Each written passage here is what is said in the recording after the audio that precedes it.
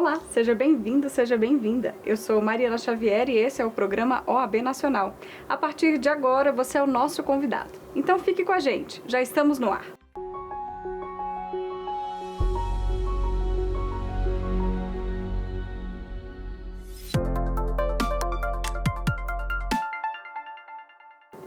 Eu começo o programa de hoje com a realização do Conselho Pleno, que homenageou o jurista, professor, advogado e magistrado Sepúlveda Pertence com a medalha Raimundo Faoro. A honraria dedicada àqueles que contribuem efetivamente para o Estado Democrático de Direito.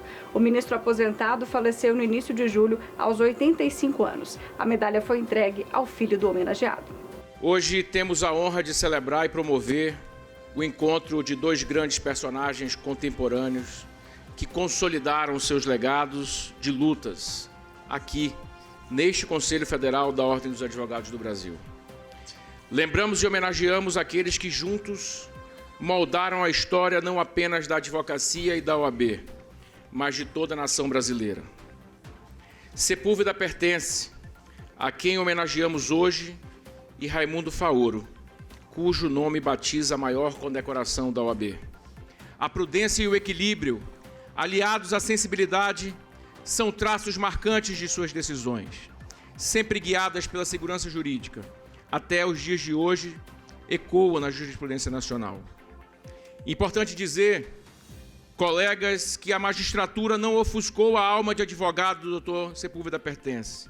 Pelo contrário, coroou sua essência humanista e constitucionalista em tudo que fez. Sua trajetória enriqueceu a atuação institucional da Ordem. Em 62 anos dedicados à justiça brasileira, seu espólio imaterial é, portanto, universal.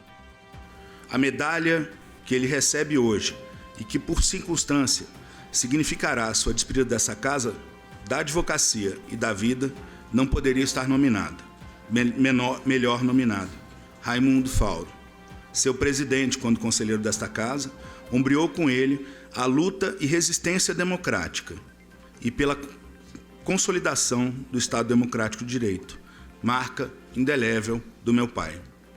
Vossas Excelências tenham certeza, papai, Faoro, Vitor Nunes, Evandro Lins e Silva, Hélio Saboia e tantos outros, referidos ou não nesse discurso, mas que viveram com eles aqueles tempos sombrios, estão agora comemorando, ainda que em outro plano. Muito obrigado a esse conselho, aos amigos, funcionários e advogados que o permitem funcionar. Seja pelo patrono, seja pela distinção conferida pela medalha, menor homenagem não haveria para distinguir a vida do advogado José Paulo Sepúlveda Pertence. Abro, para fechar, uma referência ao discurso do nosso presidente, Beto Simonetti, para dizer que meu pai sempre foi advogado. A única coisa que ele fez quando se tornou ministro do Supremo Tribunal Federal foi trocar de cliente. Passou a ser a Constituição Federal. O Conselho Pleno da OAB Nacional decidiu, por unanimidade, apresentar uma proposta de projeto de lei ao Congresso Nacional para tornar indispensável a presença do advogado nos processos que tramitam perante os juizados especiais federais. Acompanhe. O advocatus, termo derivado do latim, expressa o falar por alguém, como porta-voz na defesa de direitos. Com destacada e importante função social constitucionalmente reconhecida, é o advogado, sem dúvida, imprescindível à instrumentalização judicante nas relações processuais. Objetivando o equilíbrio entre os atores envolvidos no processo judicial, o legislador constituinte, entendendo que nas demandas judiciais compostas apenas com a presença das partes e do juiz, não seria suficiente. Assim, inseriu no texto constitucional o dispositivo que trata da indispensabilidade do advogado para representar a defesa da sociedade e dos legítimos interesses das partes, em juízo e fora dele, conforme o artigo 133 da CF de 88, assim determinado. O advogado é indispensável à administração da justiça, sendo inviolável por seus atos e manifestações no exercício da profissão nos limites da lei. Apesar de toda a indiscutível importância e indispensabilidade conferida a advogado, a Lei 10.259 de 2001 o excluiu em determinada situação. exclusão essa julgada constitucional por força da DI 3168, cuja ementa segue. Com essas considerações, acato parcialmente o parecer aprovado pela Comissão de Efeitos Constitucionais, especificamente no que tange à apresentação de proposta de projeto de lei visando modificar o artigo 10 da Lei 10.259 para tornar indispensável a presença do advogado nos processos que tramitam perante os juizados especiais federais, sugerindo desde já o encaminhamento do feito à Comissão Nacional de Legislação para o estudo de viabilidade da norma. Visando a regulamentação da atuação da OAB Nacional e das 27 seccionais perante os Conselhos Nacionais de Justiça, da Justiça Federal, da Justiça do Trabalho e do Ministério Público, o Conselho Pleno aprovou o provimento para racionalizar e padronizar as ações da entidade.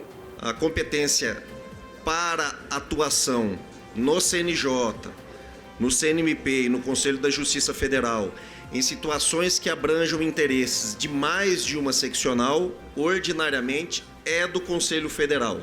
E então eu incluiria um dispositivo, que excepcionalmente, havendo uma situação em que a comunicação ao Conselho Federal e eventual propositura da medida possa causar um dano irreparável ou de difícil reparação, a seccional estaria autorizada a agir imediatamente com comunicação ao Conselho Federal. Isso parece que atende a todos. O Pleno aprovou também, por unanimidade, a criação de um grupo de trabalho para que a presença do advogado seja indispensável no âmbito dos Centros Judiciários de Solução de Conflitos e Cidadania. O Supremo Tribunal Federal validou uma disposição do CNJ que prevê a dispensabilidade dos advogados nos CEJUSCs, os Centros de Resolução de Conflitos e Cidadania. Não é? Essa norma do CNJ estava sendo questionada pela OAB e ontem o Supremo Tribunal Federal formou maioria validando a dispensabilidade de advogados nos CEJUSCs. Não é? No nosso entendimento, com todo respeito à Suprema Corte, a disposição viola o próprio artigo 133 da Constituição Federal, porque afasta a dispensabilidade da advocacia e, mais precisamente, da experiência de São Paulo, onde há muitos CEJUSCs, há centenas de CEJUSCs, o que há é um prejuízo enorme para a cidadania. Né? Nós temos estudos, podemos trazer aqui oportunamente para o Conselho Federal, de que muitos acordos, centenas de acordos estão sendo feitos sem advogados e advogados estão sendo invalidados na justiça depois. Não é? A gente tem, por exemplo, Cris, a gente tem um caso que a gente trouxe de um acordo de um cidadão que, nos CEJUSCs, que fez um acordo para pagar uma pensão que é maior que o salário dele. E a gente tem casos recorrentes de cidadãos que fazem seus acordos desassistidos, sem assistência jurídica, sem orientação jurídica e são prejudicados pelos acordos. De fato, o tema é um tema que pulsa, porque fala diretamente da atuação da advocacia nos CEJUSCs, Brasil afora. É um campo bastante explorado pela advocacia, não só como forma, obviamente, de exercer a profissão, mas de assegurar ao jurisdicionado o melhor direito e a melhor solução. Então, fica o encaminhamento, nós havíamos tomado como sugestão, frente à urgência do tema, a criação de um grupo de trabalho muito breve, com prazo de estudos para que nós possamos definir a nossa atuação, de 10 dias no máximo, 10 a 15 dias no máximo, para que nós possamos agir não somente no Supremo ou no CNJ, mas principalmente perante o Congresso. Nós tivemos no início dessa gestão uma mobilização, esse PL estava indo para arquivamento por conta do final da legislatura do proponente e nós conseguimos assinaturas suficientes para desarquivá-lo, o PL 80, que por conta disso está já na CCJ aguardando a tramitação. O PL 80, ele obriga a presença da advocacia em todo o tipo de conciliação no âmbito do Poder Judiciário, que é o caso do CEJUSC. A importância desse pleito é que nós façamos a distinção, e até submeteria já ao Pleno para que nós pudéssemos já agilizar essa demanda, era no sentido de que só fosse possível fazer essas conciliações naqueles casos em que também o advogado está liberado, está liberada a presença do advogado, que são o juizado especial de pequenas causas, até 20 salários mínimos, salvo o melhor juízo, né? Então, que nessas causas, sim, haveria a possibilidade de dispensa do advogado, para fazer, obviamente, uma analogia com a legislação vigente, mas nos demais casos fosse obrigatória a presença da advocacia, defendendo isso no PL, como também no âmbito do Supremo Tribunal Federal. Ao longo da sessão, outras homenagens também foram realizadas, como a celebração aos 180 anos do Instituto dos Advogados Brasileiros. Vamos ver. Muito obrigado pelo carinho de toda a diretoria do Conselho Federal da Ordem dos Advogados do Brasil em fazer essa referência, essa homenagem à Casa de Montezuma. Os laços do Instituto com a advocacia são históricos. O presidente Beto, durante os primeiros 90 anos de atividade da advocacia no Brasil, quem respondeu por ela foi o Instituto dos Advogados Brasileiros, e não à toa continua e permanece tendo assento aqui neste Conselho, tentando contribuir com as questões não só da advocacia, mas as mais candentes de âmbito nacional. Essa instituição tão cara ao povo brasileiro, tão cara à advocacia brasileira, merece sim ser prestigiada, merece sim ter o seu espaço no âmbito dos debates que se processam no contexto da nossa classe, no contexto da sociedade, no contexto político brasileiro. O IAB é uma entidade que vem de completar 180 anos de existência. Nasce nos idos de 1843 como órgão de assessoramento do governo imperial. Passo a passo, ocupa o seu espaço no âmbito das reflexões e na produção, sobretudo na produção de um pensamento jurídico autenticamente nacional. Por lá passaram Rui, Teixeira de Freitas e tantos outros. O balanço da primeira edição dos Jogos da Advocacia também foi pauta no Conselho Pleno. A competição foi realizada em julho deste ano em Goiânia. Acompanhe. Nós recebemos em Goiânia mais de 2.500 advogados e advogadas e realizamos o atendimento desses atletas em 9 pontos de atendimento. O centro da nossa atividade foi no CEL da OAB e também atendemos a advocacia em outros 8 pontos.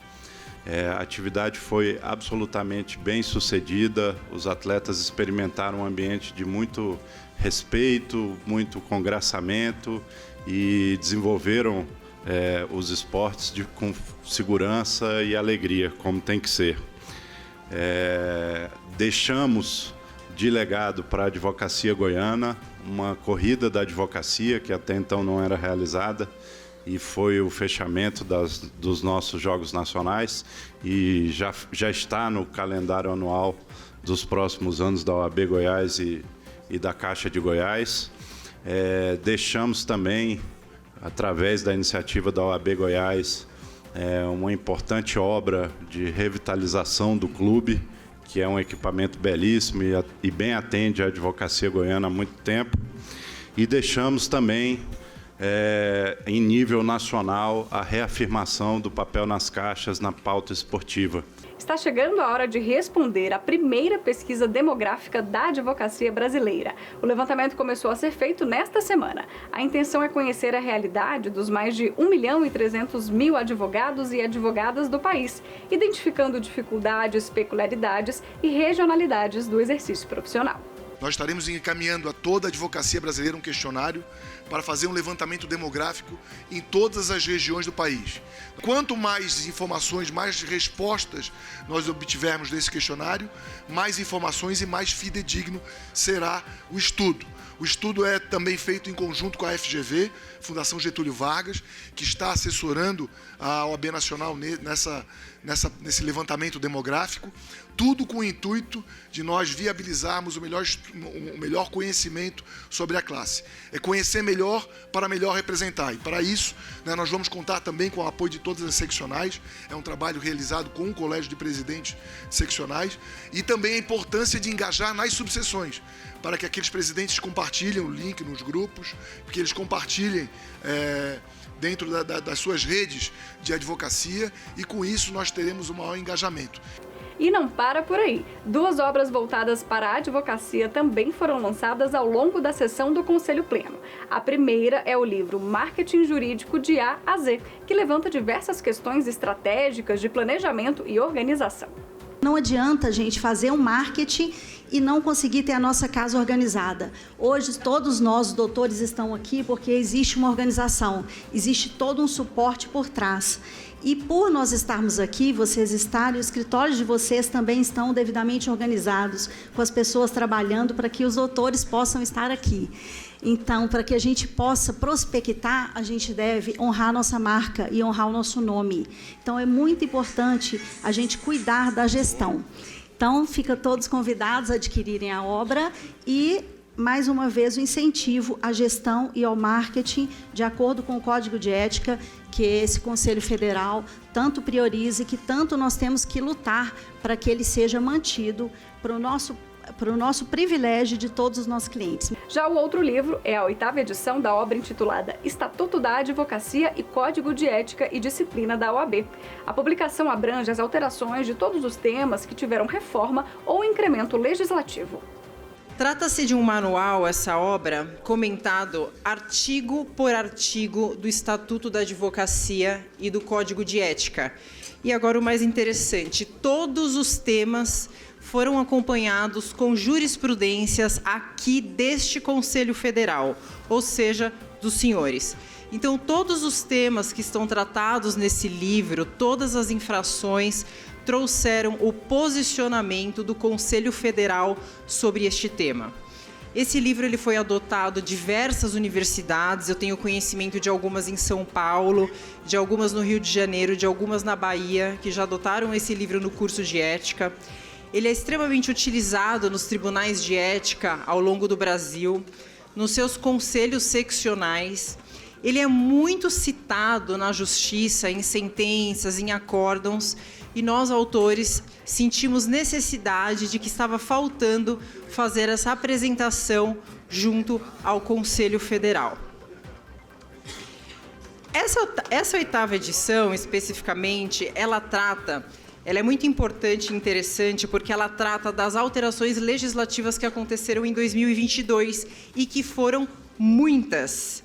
Ou seja, elas refletem a evolução do nosso sistema jurídico com o avanço da tecnologia, a inovação, a superexposição e essa sociedade líquida que vivemos hoje. Essas e tantas outras pautas discutidas no Conselho Pleno da OAB, você pode conferir com detalhes no site da Ordem dos Advogados do Brasil. Acesse oab.org.br e fique por dentro de tudo. Agora nós vamos para um breve intervalo e voltamos na sequência com mais OAB Nacional. É bem rápido, não saia daí.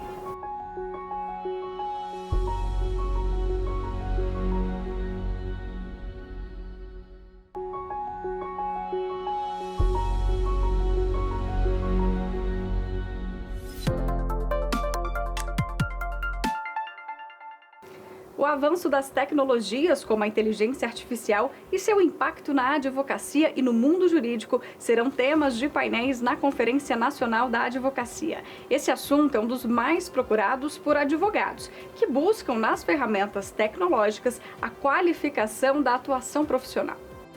Vem aí o maior evento jurídico do mundo, agora em Minas Gerais.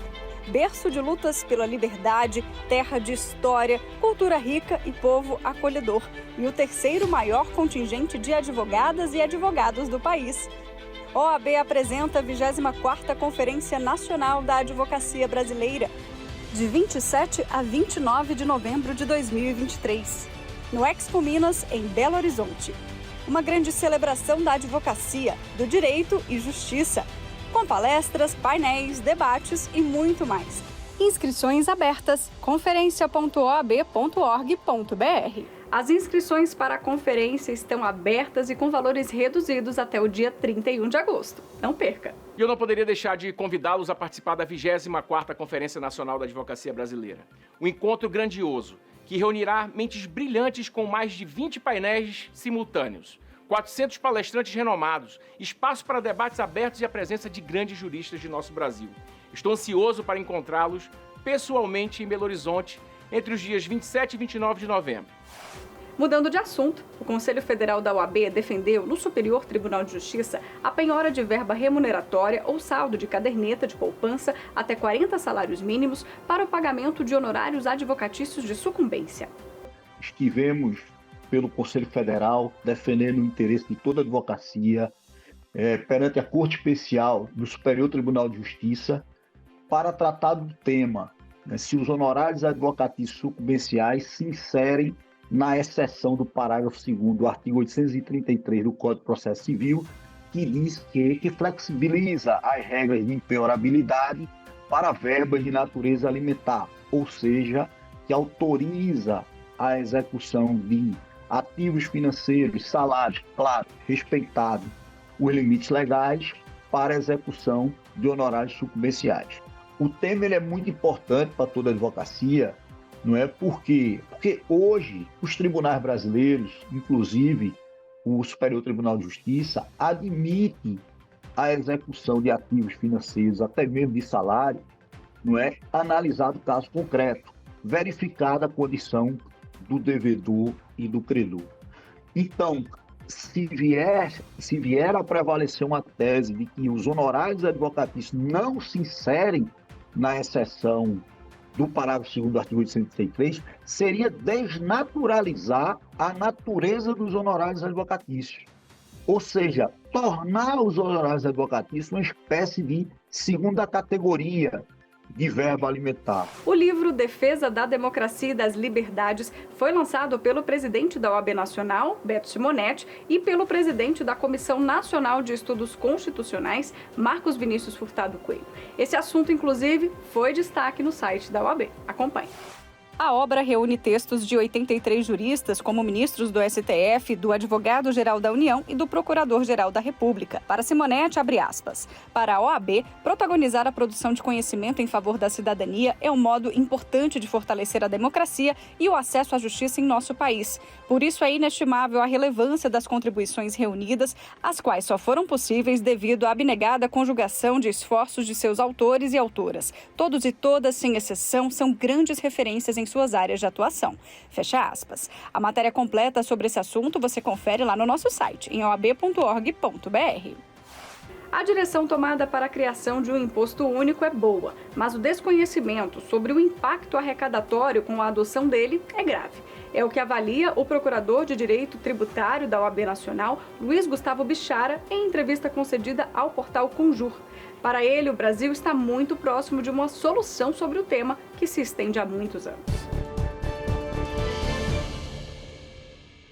Nós estamos partindo para a adoção do IVA, que é um tributo hoje adotado em mais de 190 países e acho que é a direção correta, de maneira que penso particularmente que a gente deve caminhar em direção à IVA, mas, embora a direção seja boa, há muitas cautelas nesse momento.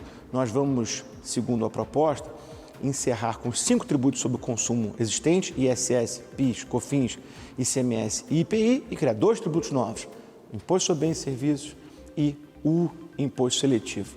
O problema dessa mudança é que, a rigor, até agora, não se tem conhecimento do impacto arrecadatório desse novo tributo. E isso é grave.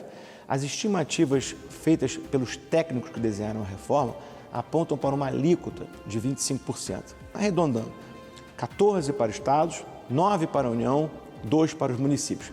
A União já disse que para ela 9 não funciona, tem que ser 12, um projeto de lei que ela mandou para o Congresso.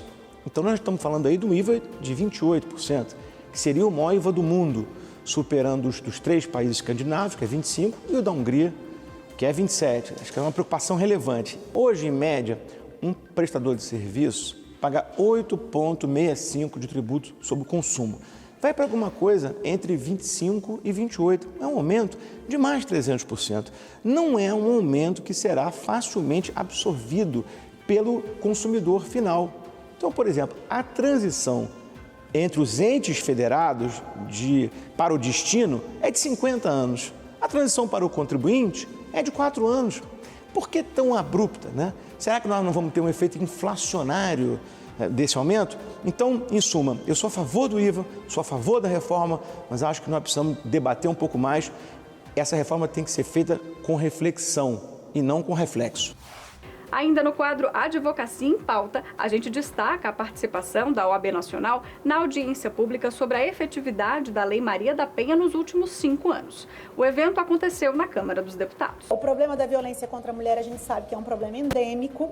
E ainda hoje de manhã eu estava ministrando uma aula e falando para os alunos o seguinte, e veio muito a calhar, deputada, com o tema dessa reunião, que é a efetividade.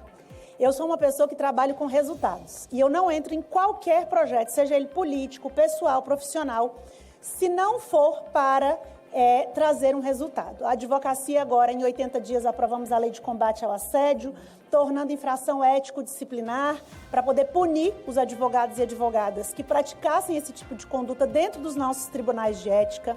Temos a maior campanha no Brasil, porque eu acredito que se nós não tivermos efetividade, não adianta a gente trazer qualquer política. E aí algumas coisas elas me incomodam. A primeira delas é a questão da Casa da Mulher Brasileira. A gente precisa de alguém para poder pegar o projeto das mulheres e levar eles a cabo. Sai governo, entra governo e os problemas, eles continuam os mesmos. A Casa da Mulher Brasileira, do Mato Grosso do Sul, por exemplo, ela é uma casa modelo. Então você tem delegacia lá dentro, você tem hospedagem primária para mulher lá dentro e mais. Eles têm um acompanhamento com estatística da empregabilidade das mulheres. Não entendo por que isso já não está no Brasil inteiro. Porque assim, a gente vem falando desse assunto há 17 anos. E estamos aqui em 2023 falando desse assunto outra vez. Por que isso não foi feito uma previsão orçamentária para essa estruturação, já quando da criação da lei? Porque, veja, não adianta, a lei não tem efetividade hoje, porque os homens eles não vão respeitar as medidas protetivas. Então, alguém precisa lutar efetivamente pelos nossos direitos.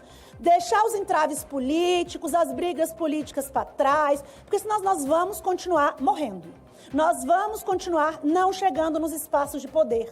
Você sabe por quê? Porque a violência contra nós é sistêmica. O Conselho Federal da OAB Nacional participou da cerimônia de abertura da 12ª Conferência Estadual da Advocacia do Rio de Janeiro. Com foco nos 35 anos da Constituição Federal, a conferência reuniu durante o evento profissionais e especialistas do mundo jurídico.